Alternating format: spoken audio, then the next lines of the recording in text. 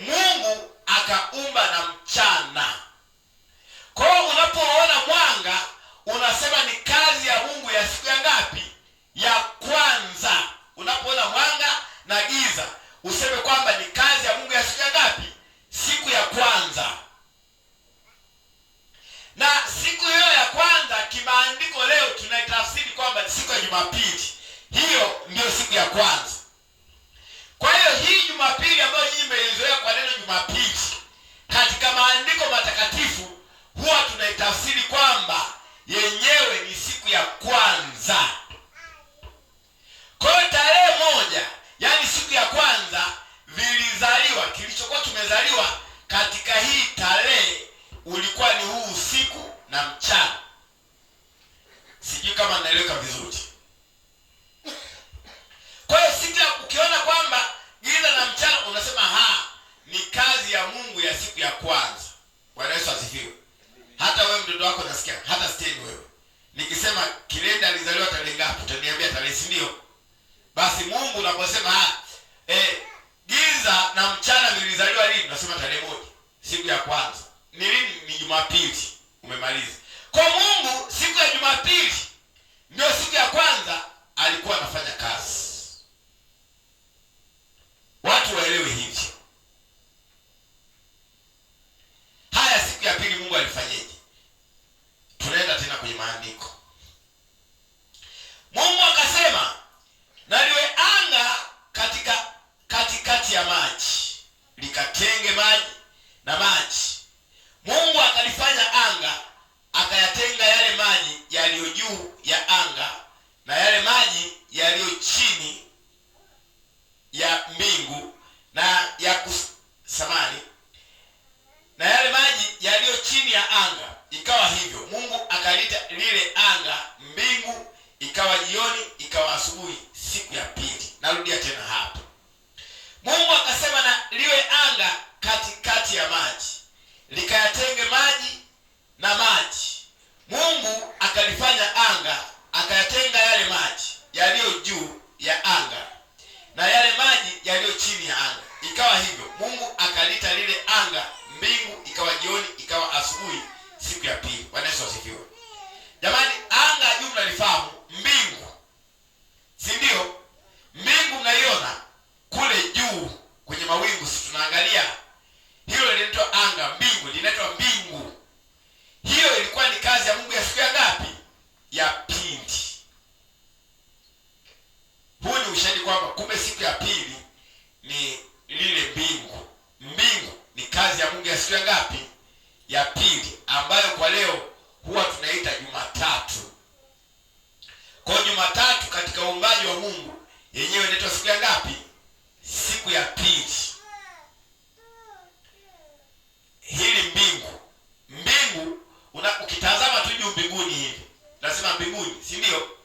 Ukitazama mbinguni hivi unasema ni kazi ya Mungu ya siku ya ngapi?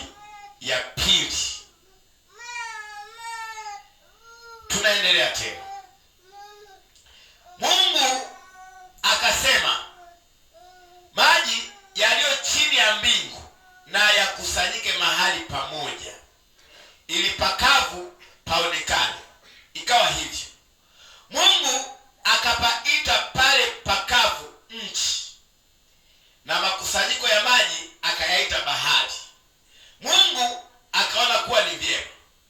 Mungu akasema, nchi na itoe majani, mche utoao mbegu, na mti wa matunda uzao matunda kwa jinsi yake, ambao mbegu zake zimo ndani yake juu ya nchi. Ikawa hivyo.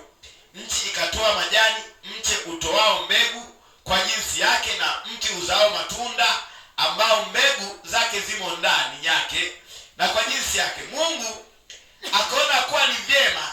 Ikawa jioni, ikawa asubuhi, siku ya tatu. Kwa katika siku ya tatu yalikuwepo mambo mengi ambayo yalitendeka. Unapoiona nchi kavu hii tunayoikanyaga, hii nchi kavu, si mnaiona? Sasa hivi mmeikanyaga, si ndio? Ni kazi ya Mungu ya siku ya tatu. Ni kazi ya Mungu ya siku ya ngapi? Ya tatu.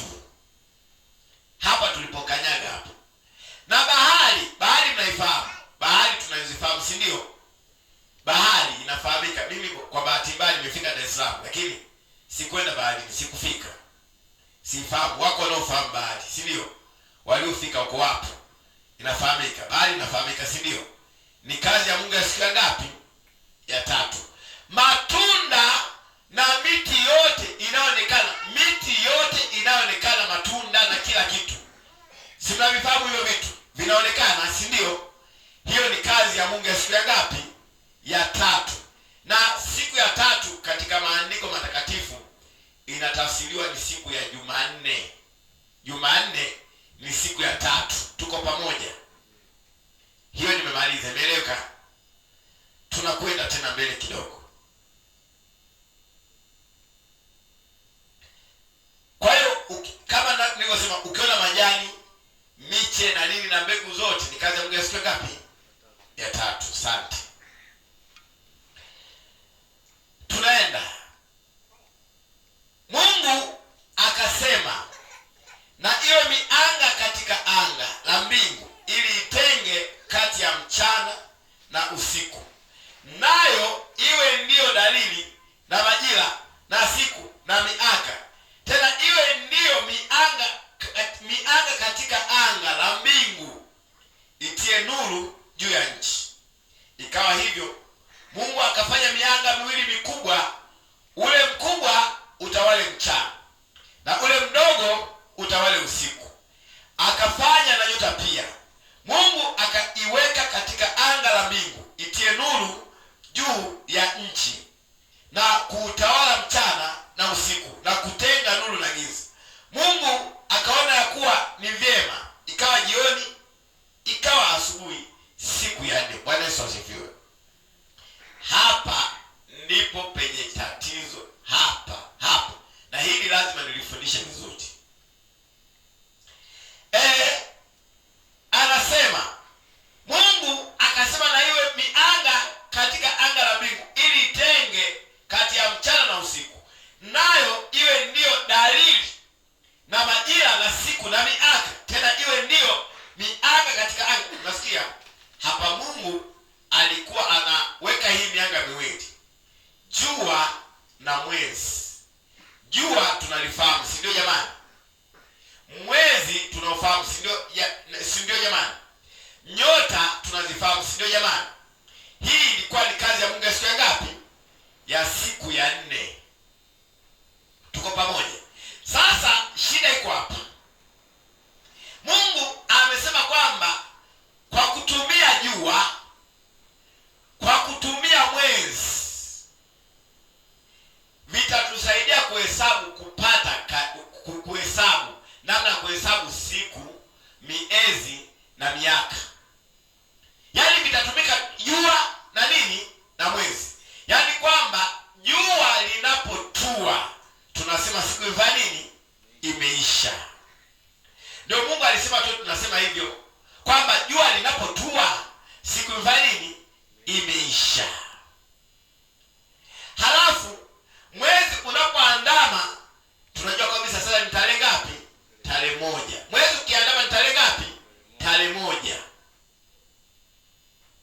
Ili wanadamu wao wanajua kabisa kwamba kuna usiku, kuna mchana. Kuna masaa 12 ya mchana, kuna masaa 12 ya usiku, unapata siku 1. Bwana Yesu asifiwe. Sasa hebu nisikilieni hapa kwa makini. Niliwaambia hivi kwamba ukikosea kwenye sura hii, ndio hapo unapoanza kuabudu shetani. Hapo. Na dalili za kwanza kuabudu shetani huwa zinaanziaga hapo kwenye sura hii. Na watu wengi sana huwa wanapuuzia sana hii. Ila Mungu huwa hana neno dogo. Kila neno analolitoa lina maana. Hii ni utaratibu wa Mungu, anamwambia namna ya kuhesabu. Ndio maana hata alipoanza kumpatia Musa maagizo ya kufanya yale maadhimisho ya zile sikukuu, alitegemea sana utaratibu wa kalenda hii, kwamba jua linapotua siku imeisha, inaanza siku nyingine. Kwa mfano, kwa sasa tunasema leo ni siku ya 3 ya makambi, lakini katika kuhesabu tunahesabu leo ni siku ya ngapi? Ya 4. Leo tunahesabu ni juma. Jumatano ni siku ya ngapi? Ya juma leo. Yaani muda huu tayari tunahesabu. Lakini wako watu fulani wanaanza kuhesabu ikifika saa 6 ya usiku. Ndio wanaanza kusema juma ngapi? Wanasema Alhamisi. Ila sisi sasa hivi tunasema kwamba tayari ni nini? Ni Alhamisi, siku ya 6. Sisi hapa Wakristo tunaabudu Mungu wa mbinguni. Bwana Yesu asifiwe. Wanaoabudu shetani wanasema saa 6 ya ngapi? Ya usiku. Hao ndio wanaabudu nani? Shetani. Na ukitaka kujua kwamba upagani uko wapi na Ukristo uko wapi, wewe unasubiri mwaka mpya. Mwaka mpya unapoingia, angalia wachungaji wangapi wanaowaongoza waumini kwenda kusubiri mwaka mpya saa 6 ya usiku kanisani. Wewe subiri tu, uangalie tu hapo. Ndio unapata uhalisi wa watu wanaabudu shetani na wanaoabudu Mungu wa mbinguni. Hapo unaona kama ni jambo dogo sana. Yaani ikifika saa 6 ya usiku mwaka mpya unapoingia, unaona kwamba aliyempagani, aliye anayesali, wote wameungana kwa pamoja wanaenda kusubiri saa 6 ya usiku mwaka mpya. Siku inafanya nini? Inaanza. Lakini Mungu hakusema hivyo. Mungu katika utaratibu wake wa kuhesabu alisema jua linapotua tayari siku imeisha. Wewe unapo saa 6 ya usiku hiyo, manake miongoni mwa wapinga Kristo wengine ni miongoni nini? Ni wewe. Yaani miongoni mwa mpinga Kristo mwingine. Yaani Mungu anasema jua linapotua siku imeisha. Wewe unasema saa 6 ya usiku siku imefanya nini? Imeisha. Na unaona wengi wanaanza kutumiana mimesi. Mimi ndio maana wasitumie hata kimesi. Hata mtu akituma wasijibu. Hongera mwaka mpya imefika, Mungu ametuvusha. Saa 6:01. Unaona watu wanashangilia, wanachoma na matairi, wanapiga na makelele saa 6:01. Si wapagani, si wachungaji, si wainjilisti, si manabii, si nani, wote saa 6:01 wanashangilia. Siku mbevani imeanza. Yaani hata mchungaji hajaongoka hapo. Kalenda iko wazi kwenye maandiko matakatifu. Bwana Yesu asifiwe. Ndio maana nikamwambia kwamba ukikosea katika sura hii unaanza kuabudu nani? Shetani hapo hapo. Kwa hiyo wanaoenda saa 6 ya usiku wanasema siku imeanza, wanaabudu nani? Yaani wewe sema tu moja, wanaabudu shetani. Usipindishe hiyo. Haya, tunaendelea mbele tena kidogo. Au kuna mtu ana neno la kusema? Kuna mtu ana swali? Kuna mtu ana neno la kusema? Haya, tuendelee basi. Haya, tena tunaendelea kitu kingine. Sasa Mungu pale Mungu akafanya mianga miwili mikubwa, ule mkubwa utawale mchana na ule mdogo utawale usiku. Akafanya na nyota pia. Mungu akaiweka katika anga la mbingu itie nuru juu ya nchi na kuutawala mchana na usiku na kutenga nuru na giza. Mungu akaona ya kuwa ni vyema. Ikawa jioni, ikawa asubuhi, siku ya 4. Kwa hiyo siku ya 4 ni Jumatano. Jumatano ni siku ya ngapi? Ya 4. Kwa hiyo ushahidi wa siku ya Jumatano kwamba Mungu alifanya kazi gani ni jua, mwezi na nyota. Tunaelewa vizuri? Jua, mwezi na nyota ni ushahidi kwamba ni kazi ya Mungu ya siku ya ngapi? Ya 4. Ambayo sisi tunasema ni Jumatano leo, si ndio? Hao wamepachika majina hao. Waliokuwa wanafanya utaratibu wa kubadilisha kalenda nani? Ndio wanaanza kupachika majina. Leo ni siku ya 4, wao wanasema ni Jumatano ili wawachanganye watu. Tuende mbele tena. Mungu akasema maji na yajawe kwa wingi na kitu kiendacho chenye uhai na ndege waruke juu ya nchi katika anga la mbingu. Mungu akaumba nyangumi wakubwa na kila kiumbe chenye uhai kiendacho ambavyo maji yalijawa navyo kwa wingi kwa jinsi zao, na kila ndege arukae kwa jinsi yake. Mungu akaona ya kuwa ni vyema. Mungu akavibarikia akisema, zaeni mkaongezeke, mkayajaze maji na baharini, ndege na wazidi katika nchi. Ikawa jioni, ikawa asubuhi, siku ya 5. Bwana Yesu asifiwe.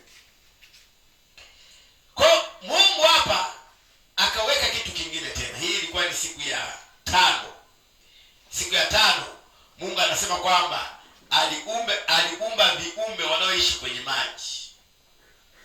Kwa viumbe hawa wanaoishi kwenye maji ilikuwa ni kazi ya Mungu ya siku ya ngapi? Siku ya 5, ambayo ni Alhamisi. Kwa hawa samaki, nyangumi na kila kitu na maji haya ambayo amesema kwamba yajae kwa wingi,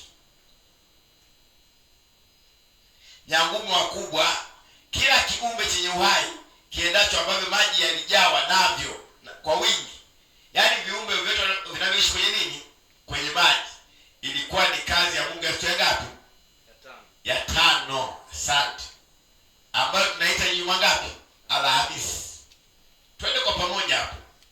Kwa Alhamisi ndio siku ya 5. Tukio lake kubwa ni hawa samaki, nyangumi, hawa wanyama wanaoishi kwenye nini? Kwenye maji.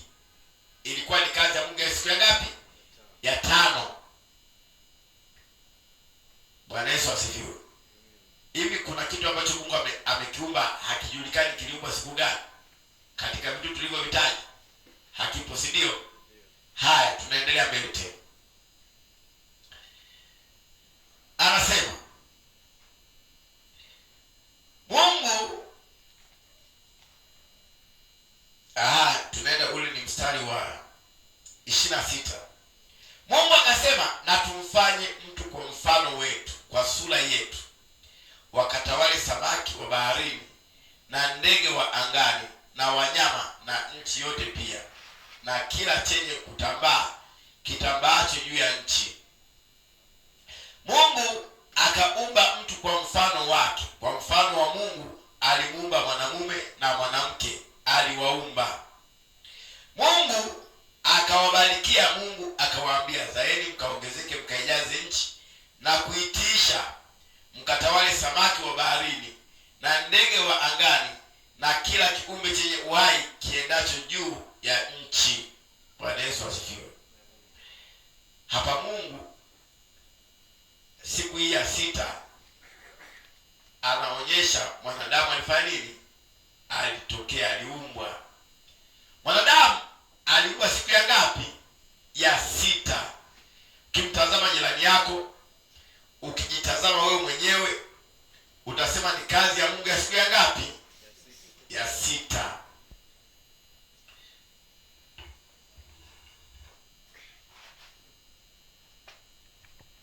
Naendelea.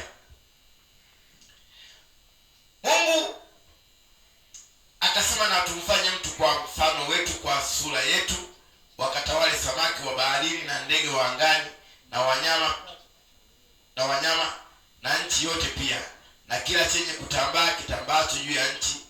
Mungu akaumba mtu kwa mfano wake, kwa mfano wa Mungu aliumba. Sasa hapa tunasema mwanadamu aliumbwa siku ya ngapi? Siku ya 6. Kwa mwanadamu unayemuona duniani, mwanadamu yoyote aliumbwa siku ya ngapi? Ya 6. Siku ya 6 mwanadamu aliumbwa. Na huyu mwanadamu, tunapokwenda kusoma vitabu vya historia hivi, ndio maana tunasema kwamba vitabu vya historia sio vitabu vya kusoma sana, vinaharibu sana watu. Ndio vinakuja na nadharia zile za kusema mwanadamu alianza kama nani? Nyani. Akaanza kubadilika taratibu taratibu, basi mpaka anakuwa mwanadamu. Lakini ilikuwa tu ni namna shetani anavyotunga masomo ya kumfedhesha Mungu. Mwanadamu aliumbwa kwa mfano wa nani? Wa Mungu. Kwa Mungu hakufanana na nyani. Hiyo sio kweli. Mwanadamu aliumbwa kwa mfano wa nani? Mimi huwa naonea huruma sana walimu wanaosahisha hii mtihani. Kama walimu wanasahisha au wanatunga maswali ya sura hii, yaani ni ushetani mkubwa sana ulifanyika hapo. Yaani lazima tuelewe kwamba Mungu alimuumba mwanadamu kwa mfano wake.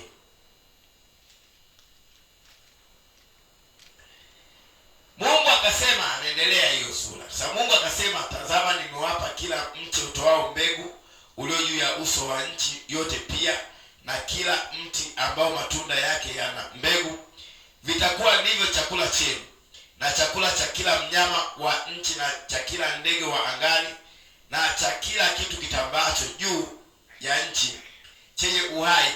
Majani yote ya miche ndiyo chakula chenu. Ikawa hivyo. Mungu akaona kila kitu alichokifanya, na tazama ni chema sana. Ikawa jioni, ikawa asubuhi, siku ya sita. Kwa siku ya sita Mungu akawa ameweka kwamba mwanadamu huyu atakula kwenye nini? Atakula mimea nini, na utaratibu wa kuishi mwanadamu akawa amemwekea hapa siku ya ngapi? Ya sita. Sasa baada ya hapo tunakwenda kwenye sura ya Mwanzo 2 kwenda kumalizia nini? Somo. Tukio la mwisho la nani? Tukio la siku ya saba. Tumesema siku saba na matukio mangapi? 7. Hasa tukio la siku ya saba, maana yake kwa kawaida tunaposema juma moja, maana yake ni siku 7 zilizokamilika, si ndio jamani? Na hakujawahi kutokea kukawa kuna juma lenye siku 10, si ndio? Au siku 8. Unaposema juma moja, kanuni yake tunaijua wanasayansi na watu wote, juma moja ni siku ngapi? 7. Sasa hizi siku 6 tumeangalia kila kitu ambacho kimefanyika, si ndio? Hasa tunaenda kuangalia siku ya 7 inazaa nini. Hii siku ya 6 ni Ijumaa, si ndio? Kwa hiyo Ijumaa ndio aliumbwa mwanadamu. Ijumaa aliumbwa nani? Mwanadamu aliumbwa siku ya Ijumaa, ndio siku ya 6. Kwa hiyo ukifika siku ya Ijumaa unasema kumbe ndio mimi niliumbwa hapa nilizaliwa. Kumbukumbu ya nini? Katika wiki unakumbuka kwamba siku ya Ijumaa wewe ulifanya nini? Uliumbwa, si ndio? Sasa siku ya 7 kilizaliwa nini? Lazima tukijue. Kilichozaliwa siku ya ngapi? Na ndio maana nikasema hapa ndio utapata watoto wa Mungu na watoto wa nani? Wa shetani. Hapa. Yaani haya matukio 7 na siku 7. Ukijifunza tu sura hii ya kwanza, unatenga magugu na ngano. Na yule ambaye tunakwenda pamoja kwenye sura hii ya kwanza akisema ndiyo, amina, sawa, yuko pamoja na Mungu. Akipinga haya ninayosema haya, huyo sio mwana wa Mungu. Ninawaambieni kabisa, huyo sio mtoto wa Mungu. Haya siku ya 7 tukio lake ni lipi? Anasema ni Mwanzo 2:1. Anasema basi mbingu na nchi zikamalizika na jeshi lake lote. Na siku ya 7 Mungu alimaliza kazi yake yote aliyoifanya. Akastarehe siku ya 7, akaacha kufanya kazi yake yote aliyoifanya. Mungu akaibarikia siku ya 7, akaitakasa, kwa sababu katika siku hiyo Mungu alistarehe, akaacha kufanya kazi yake yote aliyoiumba na kuifanya. Hivyo ndivyo vizazi vya mbingu na nchi zilipoumbwa. Simulizi inaishia hapa kwamba siku ya 7 Mungu alikuwa amemaliza kazi yake yote aliyokuwa amefanya. Tayari kwa amemaliza. Tukio lake la siku ya 7 ilikuwa ni kustarehe. Yaani kustarehe, kupumzika. Siku ya 7 akaacha kufanya kazi yake yote aliyoifanya. Mungu akaibariki siku ya 7. Kwa siku ya 7 tukio lake kubwa ni kufanya nini?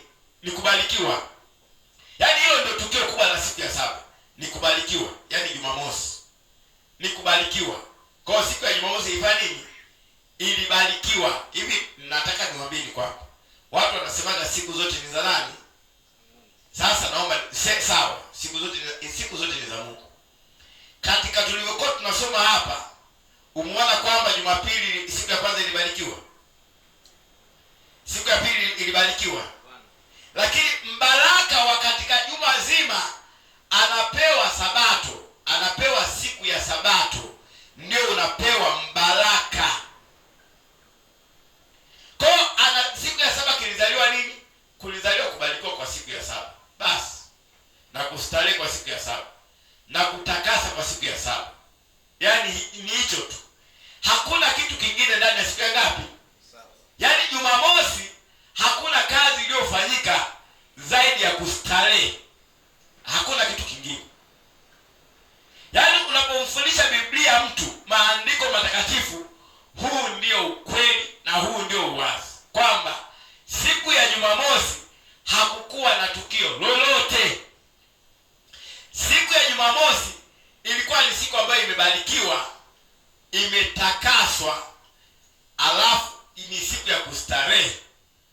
Bwana Yesu asifiwe.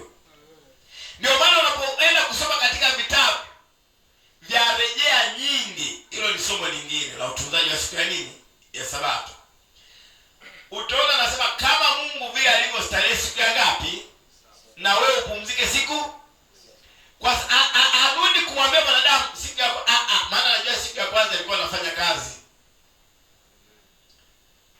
Hamwambii siku ya Jumapili, siku ya hasemi wala hasemi siku zote siku zote ni sawa sawa, lakini swala la siku inayopewa baraka inabaki ni Jumamosi, hiyo siku ya saba. Yaani maana yake tukio lake kubwa siku ya saba, Mungu amesema tukio kubwa la siku hii ni kufanya nini?